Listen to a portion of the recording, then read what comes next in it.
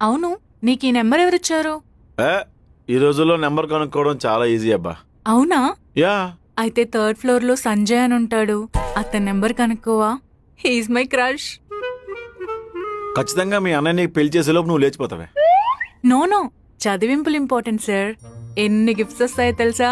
ఓహో, పెళ్లి మీద నీ ఒపీనియన్ ఏంటి? ఎవడో ఎదవని చేసుకోవాలిగా. మరి లవ్?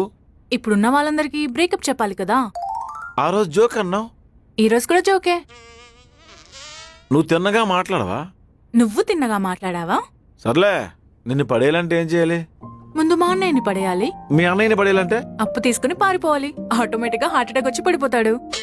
ఏంటే మీ పేరెంట్స్ చిన్నప్పుడు నీకు కీచి వదిలేసారా? తెంగరగా మాట్లాడుతున్నావు. చిన్నప్పుడు నాకు వస ఎక్కువ పోసారు. దాహం వేసి నువ్వే తాగేసి ఉంటావు. నా ఇష్టం. ఇప్పుడు నాకెందుకు కాల్ చేసావు?